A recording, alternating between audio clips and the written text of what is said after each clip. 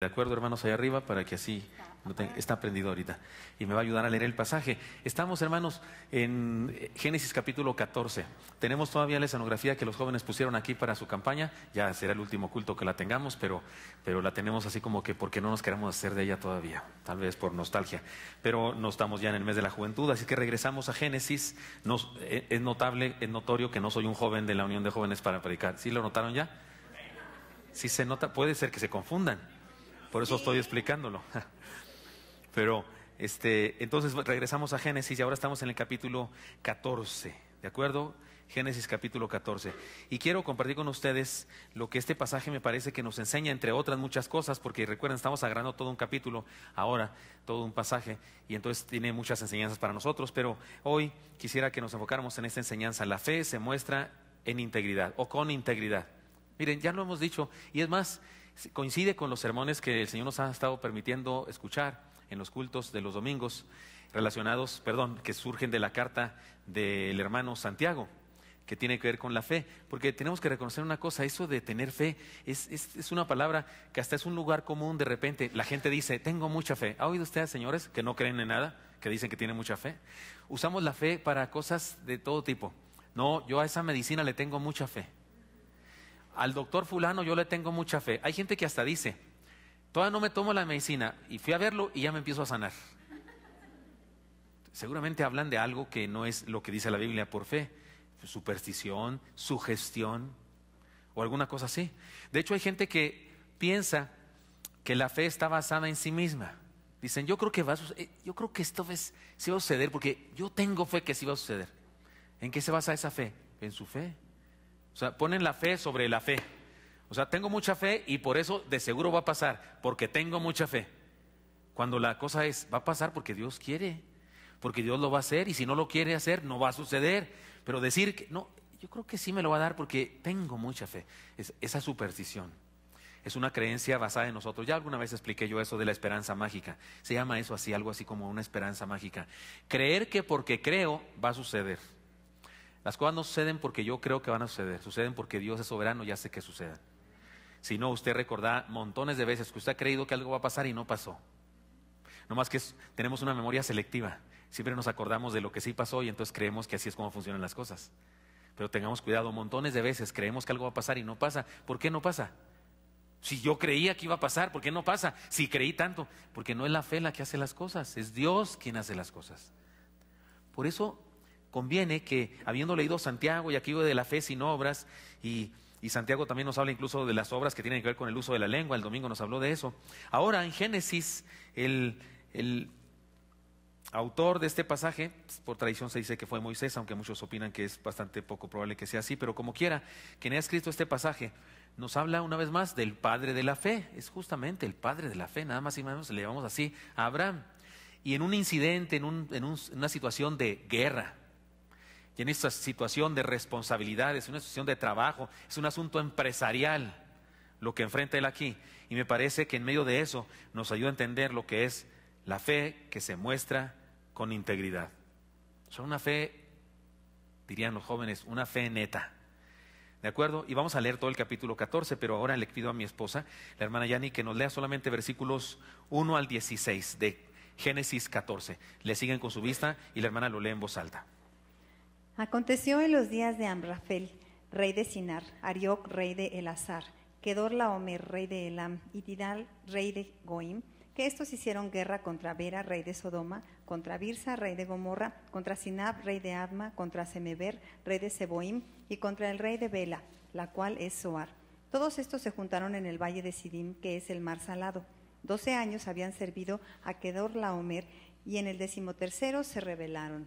Y en el año 13º vino Kedorlaomer y los reyes que estaban de su parte, y derrotaron a los refaitas en Astarot Carnaim, a los susitas en Ham, a los semitas en Sabe Kiriataim, y a los oreos en el monte Seir, hasta la llanura de Parán, que está junto al desierto. Y volvieron y vinieron en Mispat, que es Cades, y devastaron todo el país de los amalecitas, y también al amorreo que habitaba en Asesón Tamar.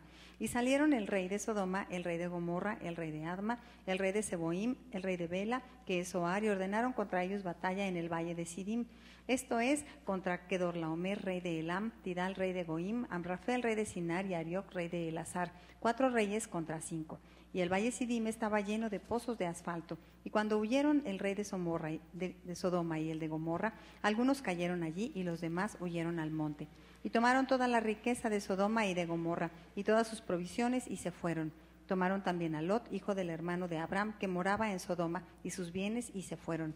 Y vino uno de los que escaparon, y lo anunció a Abraham el hebreo, que habitaba en el encinar de Mamre el amorreo, hermano de Escol, hermano de Aner, los cuales eran aliados de Abraham. Oyó Abraham que su pariente estaba prisionero, y armó a sus criados, los nacidos en su casa, 318, y los siguió hasta Dan. Y cayó sobre ellos de noche, él y sus siervos, y les atacó, y les fue siguiendo hasta Oba, al norte de Damasco. Y recobró todos los bienes, y también a Lot, su pariente, y sus bienes, y a las mujeres y demás gente. Amén. Qué bueno que puse a leer a mi esposa el pasaje, porque yo con los nombres normales batallo, imagínense esto. Pero bueno, hay mucho que decir sobre estos reyes, y algunos de ellos en la historia secular se conocen incluso con otros nombres y algunos con nombres parecidos, pero hoy no nos vamos a meter en ese chisme, sino que nos vamos a meter en esta otra situación del hermano Abraham. Tiene un sobrino, ¿se acuerdan la división de las tierras? Si tú te vas a la derecha y yo me iré a la izquierda, ¿se acuerdan de eso? Ya lo estudiamos eso alguna vez en este mismo culto de los miércoles que estamos leyendo Génesis, y Lot escogió ese territorio lleno de riqueza porque era de riego y era verde y demás, y se fue para allá, y bueno, llegó a estas ciudades y con estos problemas que ya sabemos después, el asunto de Sodoma y Gomorra. Pero aquí vemos a Abraham en una expresión de fe muy práctica. Por eso la primera enseñanza que podemos decir aquí es la siguiente, hermanos. Cuando hablamos de la fe que se muestra con integridad, en primer lugar teníamos que decir lo siguiente: una fe que sirve. Una fe que sirve. Y no solamente en el sentido de que sirve del verbo servir a alguien, del asunto de ayudar, en el asunto de proveer de servicios a alguien, sino en el sentido de que sí sirve. Sí, porque lo que no sirve, pues no sirve. Así es que el que no sirve, no sirve. Me gusta más así de breve que aquello de que el que no vive para servir, no sirve para vivir. Me gusta más así: el que no sirve, no sirve. Me parece padrísimo eso. Y aquí vemos a Abraham, el padre de la fe, expresando una fe que sirve. Y encuentro yo varios elementos para decir esto. Número 1, sensible a las necesidades. Pues ni modo, yo le dije que escogiera, y ¿qué anda haciendo? Para que se le quite, para que aprenda. ¿Qué remedio? ¿Soy yo acaso tío de mi sobrino? ¿Quién dijo más o menos algo parecido? Caín. ¿Soy yo acaso guarda de mi hermano? En este caso Abraham. ¿Soy acaso yo tío de mi sobrino? Era hijo de su hermano. Sí, sí eres guarda y sí eres tío, y una fe sensible. ¿No es cierto que en el mundo hay personas que dicen tener mucha fe y que les importa un comino el prójimo? ¿Conocen gente de esa? ¿Los han visto en el espejo alguna vez? Gente que dice tener mucha fe, pero que no hace nada. Estoy escribiendo mis conferencias, mis temas para el Congreso Crece. Y bueno, ¿se acuerdan ustedes? El Congreso Crece, estas palabras, crece, en realidad son un acróstico de crecimiento, renovación, enseñanza, compromiso y experimentación. Y el eslogan del Congreso Crece es: el crecimiento de la iglesia no es un mito. Y entonces yo digo algunas cosas y algunos principios, y estoy en un pasaje o en una serie de cosas que estoy diciendo señales del crecimiento. Estoy hablando de señales del crecimiento. ¿Cómo? Porque uno pensaría, pues, ¿cómo que cuáles señales? Pues van muchos. O sea, pues para pronto. ¿Cómo es señal de que una iglesia está creciendo? Pues que van muchos. No necesariamente. He descubierto en la palabra, al estar estudiando esto, que no necesariamente. Hay congregaciones que aglutinan a muchos, pero no están creciendo. No están creciendo. Porque en la Biblia el crecimiento involucra muchas cosas. No solamente que sean muchos. De hecho, los eruditos en el crecimiento dicen que hay diferentes niveles o hay diferentes áreas del crecimiento.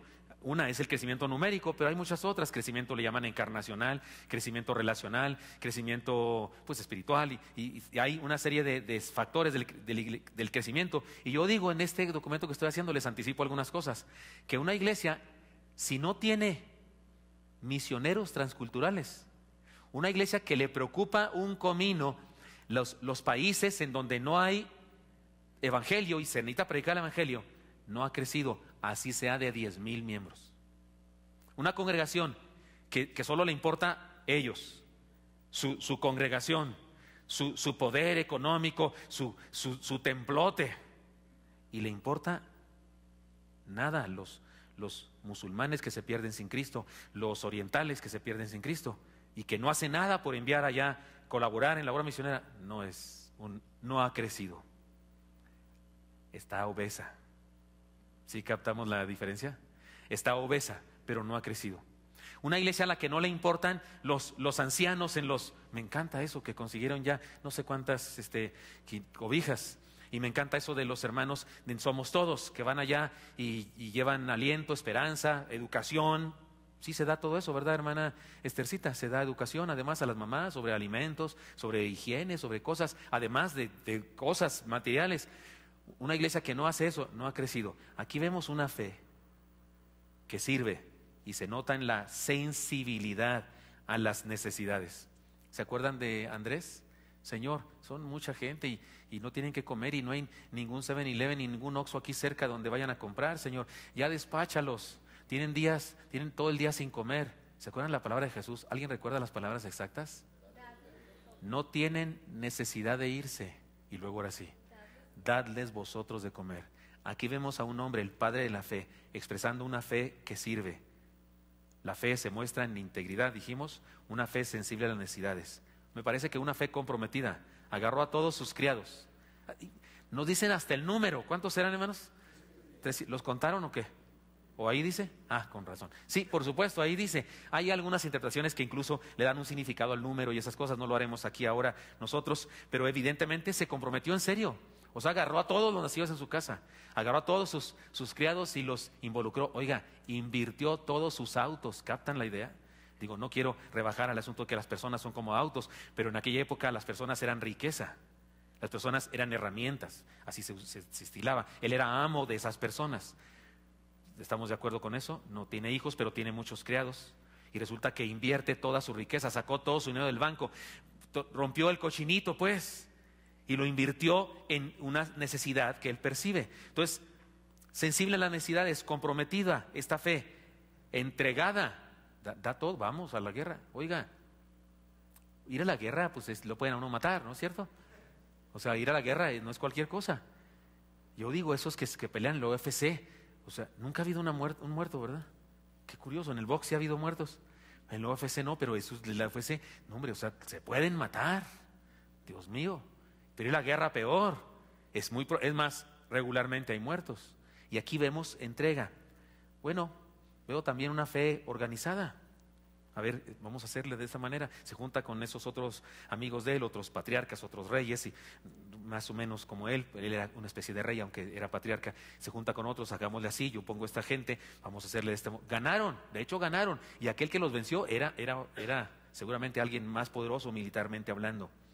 Y por supuesto, triunfa. Esta es una señal importantísima. Esta es una señal importantísima de la fe. Tiene éxito. ¿No dice la Biblia que por los frutos se conoce el árbol? Entonces una fe que resulta, una fe con resultados, es una fe que sirve. Muy bien, primera enseñanza entonces, hermanos míos, porque vamos rápido. Número 1, se trata de una fe que sirve, la fe que se muestra en integridad. No estamos hablando de credulidad, no estamos hablando de esperanza mágica.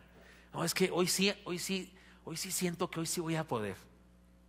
Escuché un día a un predicador, un pastor, que se paró y dijo, hermanos, es que yo leyó un texto y el texto nomás sirvió de pretexto, porque después dijo, hermanos, yo en las mañanas cuando me concentro y digo, hoy sí voy a poder, ese día sí me va bien, fíjense. ¿Y eso qué es? Eso es el secreto, aquello de control mental, aquello de atraer las fuerzas del bien. Y muchos cristianos creen de esa manera. No, aquí vemos una fe que sirve. ¿De qué tipo? Ve la necesidad, es sensible, se compromete, entrega, se organiza y triunfa. Abraham no dijo, yo siento que lo van a liberar.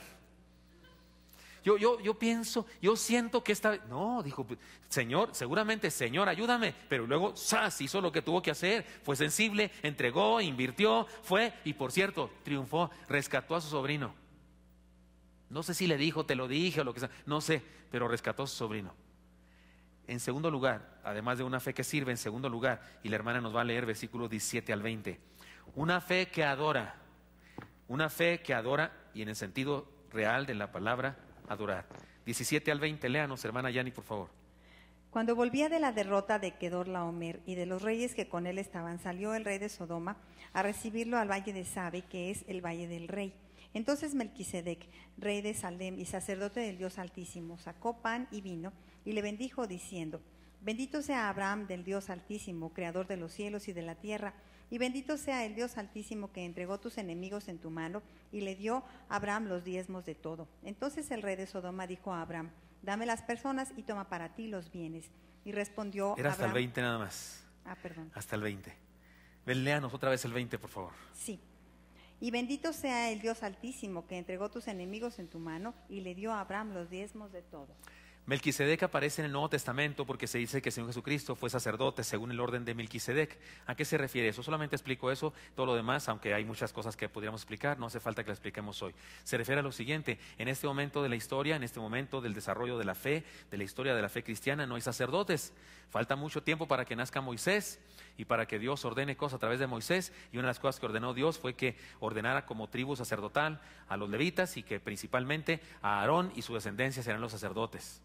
Eso falta mucho tiempo para que suceda. En este momento no hay sacerdotes ni nada de eso. Sin embargo, hay ahí un sacerdote.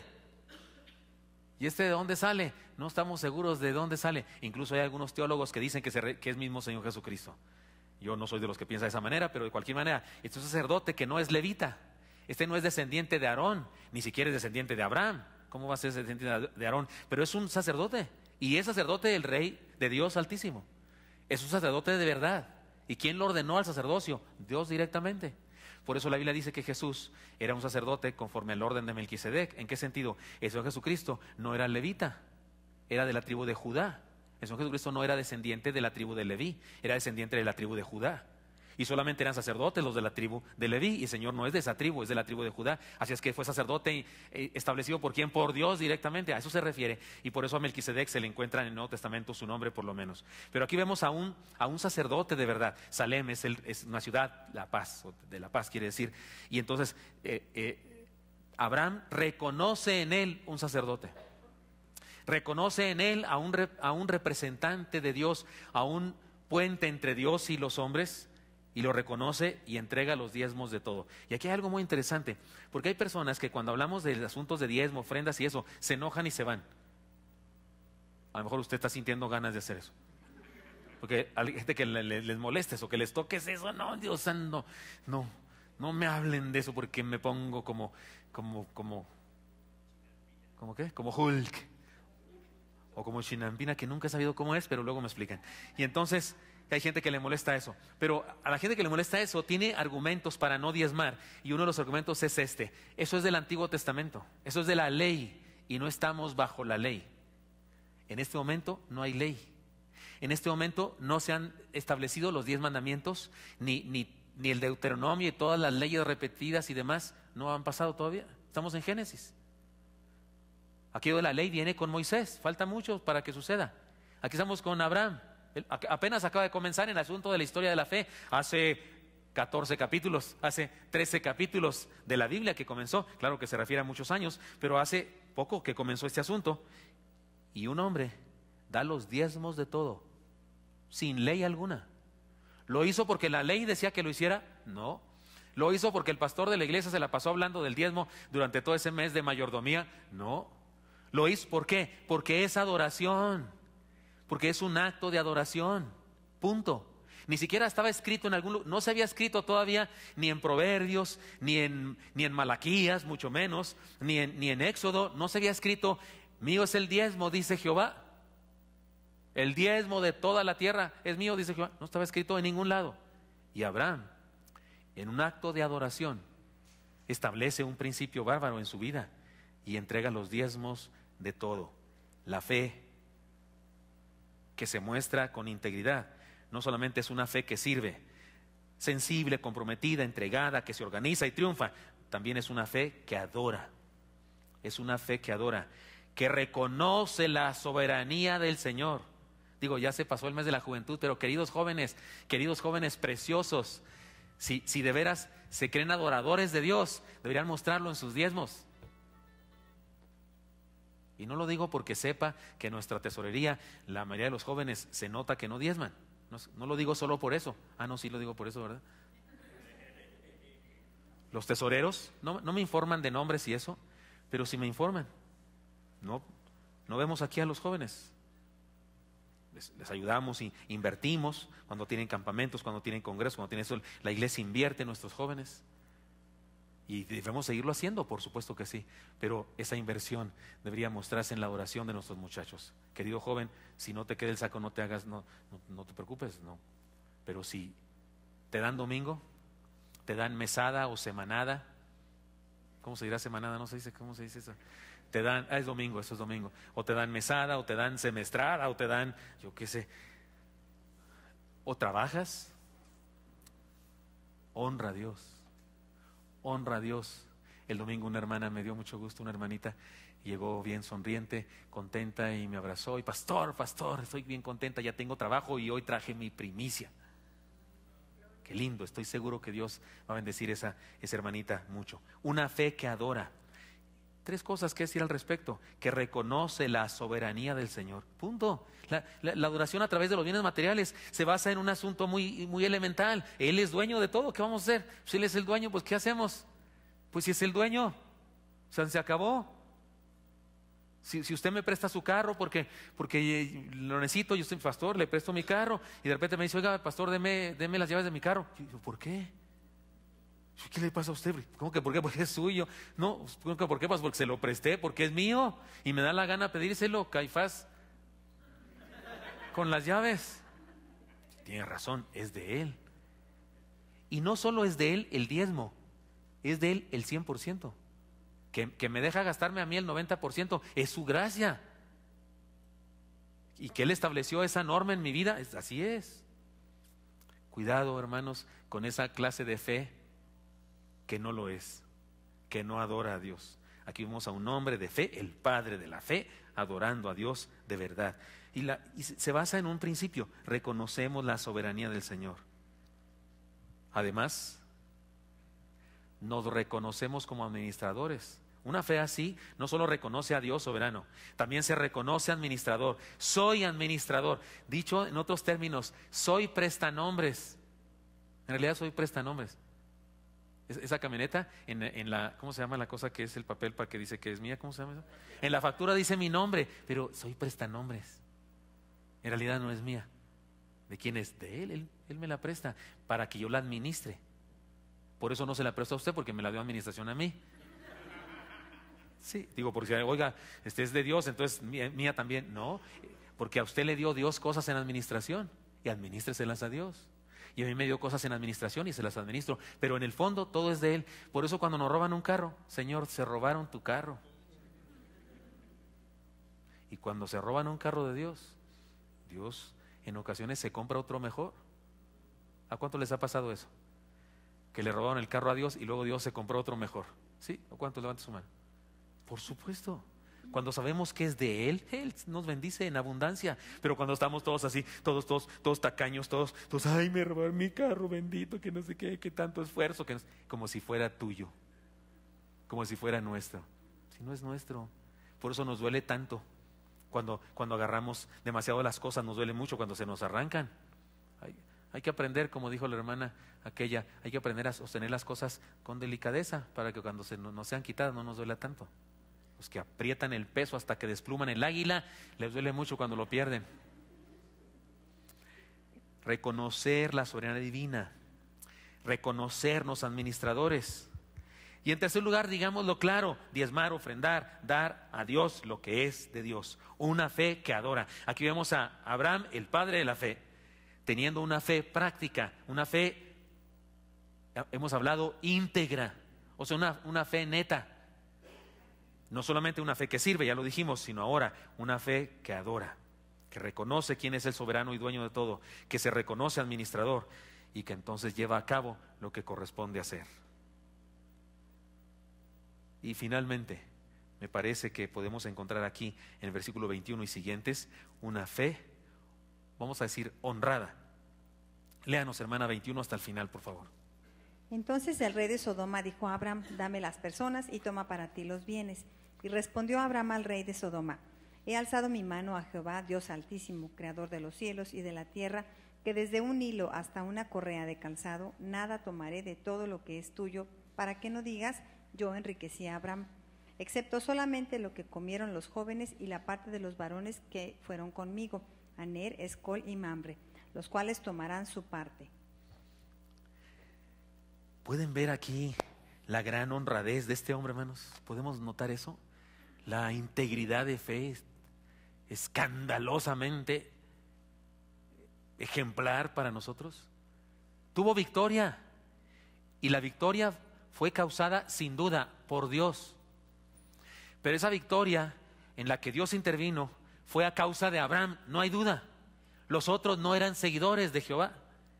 Dios bendijo a esos que se unieron para ir a defender a aquellos reyes vencidos. Pero fue Abraham el que los organizó, y fue por causa de Abraham que Dios dio la victoria. Y la victoria incluyó, pues, motín, se dice así. No motín, se dice botín. Botín, es decir, riqueza. Además de rescatar a las personas, riqueza. Y Abraham tiene esa riqueza. Y pudo haber dicho, no, pues, uno para ti, y dos para mí, y uno para aquel. Y le dice el rey, pues, dame nomás las personas porque son de mi reino, pero llévate tú toda la riqueza. Ni un centavo tomaré de eso. Discúlpame, pero ni un peso tomaré de eso. No vaya a ser que se diga que me enriqueciste tú a mí. No, a mí Dios me da mi riqueza. No, ni un peso. Solamente te pido, fíjese la honradez, solamente te pido que le paguemos el salario a los que fueron con nosotros. Que a todos los hombres, ellos tuvieron que alimentarse, tuvieron que gastar sus fuerzas y todo. A esos hay que darles. O sea, como quien dice, procuró el salario de los guerreros. Que regresen a su casa con algo, porque trajeron comida, les preparó la mujer, lonche, así era en aquella época las guerras. Usted sabe que el problema más serio en las guerras, en este tiempo y en aquella época también, es el avituallamiento, se dice. El asunto de la alimentación, eso es lo difícil. Vamos a la guerra, pues sí, pero ¿qué comemos en el camino? ¿Y qué comemos cuando estemos allá? Eso del avituallamiento es de lo más importante. Y en aquella época se usaba que la familia les preparaba frutos secos, pescado seco, cosas que no se echaran a perder. Y se quedaban sin nada los propios de la casa. Y aquellos guerreros, pues porque iban a la guerra, no iban a sembrar ni cuidar ovejas. ¿Cómo si andan en la guerra? Y entonces dice Abraham, a ellos hay que pagarles lo suyo, pero a mí ni un centavo quiero de eso. Porque no se va a decir que me enriqueció este negocio. Me encanta este tipo, en serio, me encanta. Sí, ya sabemos que quiso ayudarle a Dios, se metió con la criada, pero olvidémonos de los chismes en ese momento. En este momento está manifestando, digo, porque de repente le echamos muchas porras a uno y alguien sale con que, pero también tuvo errores. Sí, pero de eso hablamos en otro momento, porque hay gente que nomás le gusta ver el error, ¿verdad? El punto negro siempre, nomás, sería bueno entender las cosas maravillosas y exaltarlas para imitarlas. Y aquí vemos a un hombre con una fe honrada. ¿Cómo se muestra eso? Yo puedo encontrar varias cosas. Trabaja. Una fe que trabaja, una fe que se esfuerza. Este hombre trabajó, discúlpeme, pero el trabajo es una expresión de fe. El echarle ganas, el levantarse temprano, el esforzarse es una expresión de fe. Hay quienes creen que la fe es solamente un asunto contemplativo. Los corren del trabajo por holgazanes. Dicen, no, me corrieron por cristiano. No, lo corrieron por holgazán, porque se la pasaba en contemplación mística en lugar de estar pegando lo que le tocaba pegar. Yo estoy inventando trabajos, o sea, lo que le tocaba hacer, le tocaba defender a alguien como abogado, le tocaba vender cosas como vendedor, le tocaba amarrar cordones como lo que sea, y no lo hizo. No, es que estaba leyendo la Biblia. Pero no lo contrataron para leer la Biblia, lo contrataron para realizar su trabajo. Pero es que estaba orando, pues no lo contrataron. Ore en el camino, mientras hace lo que hace, trabajo. Aquí vemos a un hombre esforzándose, obtuvo resultados positivos de su empeño, organizó a todos, habló con Dios, invirtió toda su riqueza, como dije, quebró su cochinito y puso a todos, vamos, le dijo a todos criados, ellos pelearon con vigor. ¿Sabe por qué lo amaban? Era su patriarca. Abraham era un patriarca muy amado por sus criados, lo respetaban muchísimo, eran sus esclavos, pero no lo veían como un tirano. No, señor, era su señor y lo amaban, y él a ellos también. Se trata de un hombre trabajador, una fe honrada. Vamos a decirlo de esta manera, que no vive de balde. No vivió de balde. Oye, llévate esta riqueza. Ni un centavo me llevo. Ni una monedita de plata que esté por ahí. Pero ni un cachito siquiera. Ni una cacerola de peltre me voy a llevar. Los jóvenes no saben qué es el peltre, ¿verdad? ¿Todavía hay cosas de peltre, hermanos? Entonces ¿sí saben, jóvenes, o no? Perdón, sí saben. no me voy a llevar ni una sola cosa de esas, porque yo trabajo con mis ovejas, trabajo mi tierra, era más o menos nómada Abraham, trabajo donde quiera recolectando frutos y alimentando a mis ovejas, y Dios me ha bendecido muchísimo y no necesito vivir de este salario, de este negocio. Discúlpame, pero no tomaré, pero sí págale a todos los demás. Qué tipazo, no vive de balde, no usa a otros, sino sirve a otros. Me encanta eso. Se preocupó por los que fueron con él, por los otros guerreros que fueron con él, algunos de los cuales no tenían tanto compromiso como él. Él tenía un gran compromiso, su sobrino, y su carnal, su hermano, le había encargado a su sobrino. Había fallecido, por eso Lot se fue con Abraham, y entonces él lo cuidaba, era como su papá.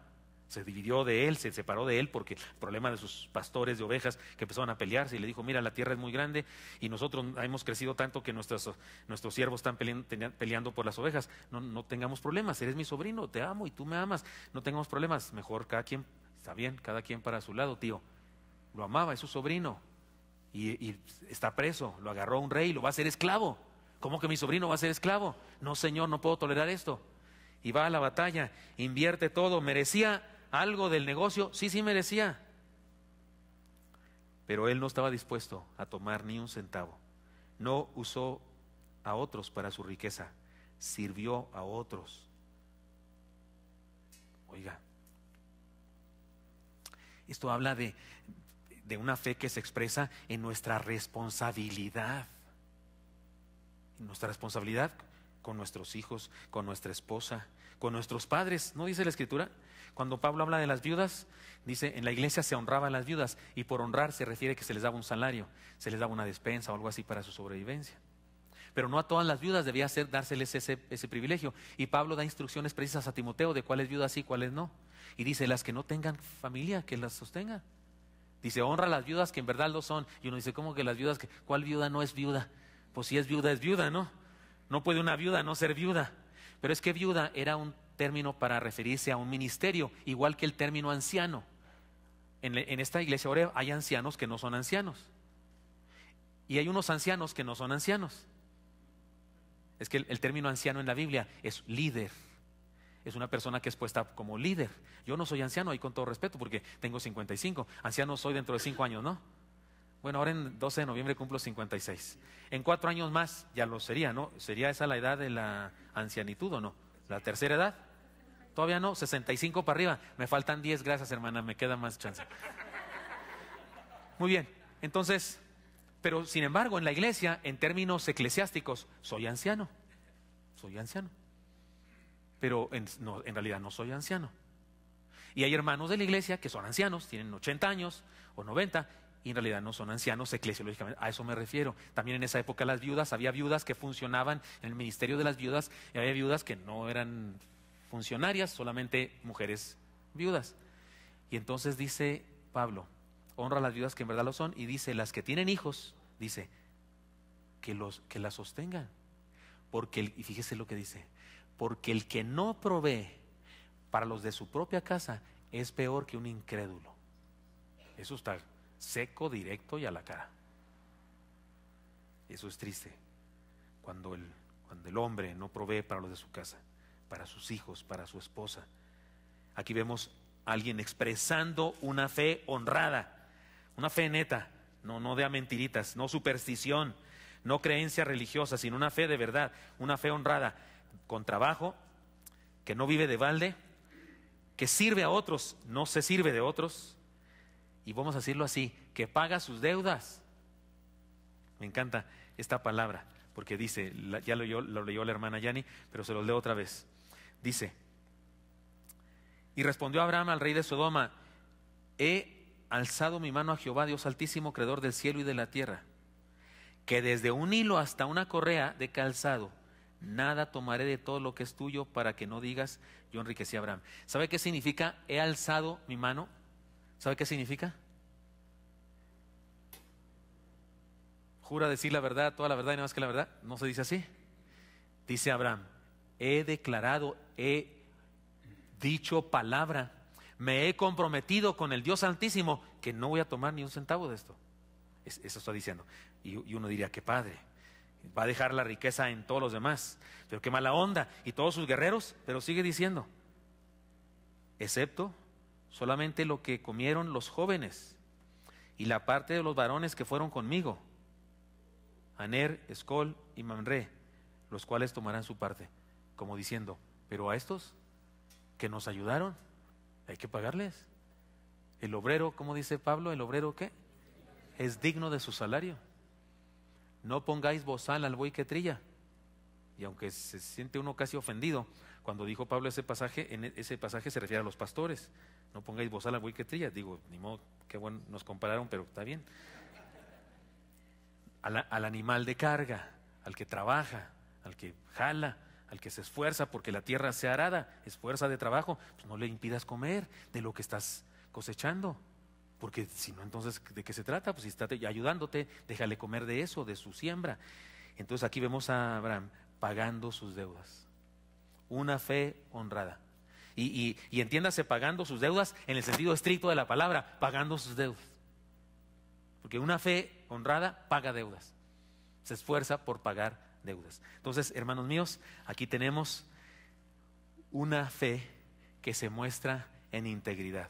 3 enseñanzas, las tienen ya en su mente, los que escriben ya las tienen. Número 1, una fe que sirve, es sensible a las necesidades, comprometida, entregada, se organiza y triunfa. Número 2, una fe que adora, reconoce la soberanía de Dios como dueño, se reconoce administrador, prestador de prestanombres, es decir, diezma, ofrenda, da lo que es de Dios y honra a Dios, dando buen uso a lo otro que le queda. Y número 3, una fe honrada, trabaja, no vive de balde, no usa a otros, sino sirve a otros y paga sus deudas. Me encanta este pasaje porque podemos ver al Padre de la fe, enseñándonos de una manera práctica lo que es tener una fe que llamamos al principio íntegra, una fe íntegra. No es lo mismo que superstición. No es lo mismo que credulidad. No es lo mismo que herencia familiar. Voy a la iglesia por herencia familiar, porque mi abuelo iba, porque mi padre iba, porque mi mamacita iba y oraba por mí, y pues yo voy también, pero no vivo nada de la fe. Ya nos ha hablado Dios en Santiago de la fe que tiene obras, de verdad. La fe que de veras controla la lengua, por cierto, que controla todo el cuerpo, la lengua también. Hermanos míos, vivamos una fe íntegra, vivámosla íntegramente, que nuestra fe sea neta, que se nos note que tenemos fe en nuestra forma de actuar. Algunos de ustedes estuvieron presentes, algunos no estuvieron presentes, pero el día lunes estuvimos aquí. Hay un cierto partido político que se dice que tiene un origen evangélico, algo así. Ni digo su nombre porque yo no me pronuncio a favor de ningún partido político, pero lo que sucedió es que me pidieron que pudieran estar aquí en un culto un grupo de pastores que van a fungir como consejeros de ese partido. Pues a mí se me oye bien que un partido político considere a unos pastores como sabios para darles consejo. Y entonces me dijeron que era un culto en donde esos pastores iban a tomar la protesta de que van a hacer bien su trabajo. Y querían que fuera aquí la toma de protesta y que yo predicara. Y yo oré mucho al Señor, tenía dudas de si debía decir que sí o si debía decir que no. No tenía tiempo de juntar a los siervos para preguntarles porque fue muy rápido y la reunión es hasta mañana. Yo tenía que decidir y finalmente oré al Señor y decidí que sí. Y estuvieron aquí. Y puede haber gente que opine, pero si usted estuvo presente, yo dije lo que tenía que decir. Y hablé de políticos que nos da gusto que lleguen a presidencia o lleguen, en Latinoamérica ha habido, y que después de un tiempo nos da una vergüenza que hayan sido evangélicos. Porque no me avergüenzo del evangelio, pero sí me avergüenzo de algunos que dicen que son evangélicos. Y dije que oráramos por esos que de ese partido llegaran a tener cargos, porque sería gravísimo que dieran mal testimonio con su comportamiento. Ni modo de no decir, ni modo de nomás echar porras. Yo veía a algunos de la iglesia como diciendo, ¿está diciéndolo? Sí lo está diciendo, lo estoy pensando yo. Vi a algunos de la iglesia, mi esposa especialmente, no estaba enojada ni nada conmigo. En esta ocasión no me regañó, me felicitó. Digo, porque a veces me regaña cuando digo sandeces y cosas de esas. pero esta vez no me regañó, me felicitó. Oiga, si de veras decimos tener fe, deberíamos mostrar nuestra fe con integridad, con una fe que sirve, una fe que adora y una fe honrada. Y por honrada, que trabaja, que no vive de balde, que no se sirve de otros, sino sirve, que paga sus deudas. Aquí vemos a Abraham haciendo eso. Él era, digamos, el empresario y le pagó a sus empleados lo que debía pagarles. Y no se quedó con un solo centavo. Hizo que su fe se manifestara en honradez. Sigamos el ejemplo del padre de la fe. Aquí no hay misticismo, aquí no hay religiosidad, aquí no hay apantalle de gritos y yo tengo mucha fe y que amén y que declaro. Aquí no, él no declaró nada, él hizo cosas. Su fe fue hacer cosas, no andar reprendiendo no sé qué cosas, sino haciendo cosas, sirviendo y dando testimonio de su fe. Vivamos esa clase de fe. Señor Santo, te damos gracias porque nos permites leer tu palabra y porque encontramos en ella, Señor, valores, principios prácticos para nuestra vida. Te pido que a los que estamos aquí, Señor, nos ayudes a vivir la fe en ti, Señor, la fe que tenemos integralmente, en integridad. Bendícenos, Señor, por favor, para que así sea. Sigan orando, mis hermanos. Y tal vez alguno de nosotros queremos decirle al Señor: Señor, acepto tu desafío y quiero vivir, Señor, quiero vivir la fe así, en integridad, con una fe que sirve, una fe que adora y una fe que es honrada, que se muestra en honradez. Si usted quiere decirle a Dios eso, ahí en su lugar levante su mano y oremos juntos. Dios, bendice a mis hermanos, bendice a cada hermano que levanta su mano. Señor Santo, tómanos en tus manos y permítenos vivir de esta manera. Te lo pedimos en Jesús. Amén.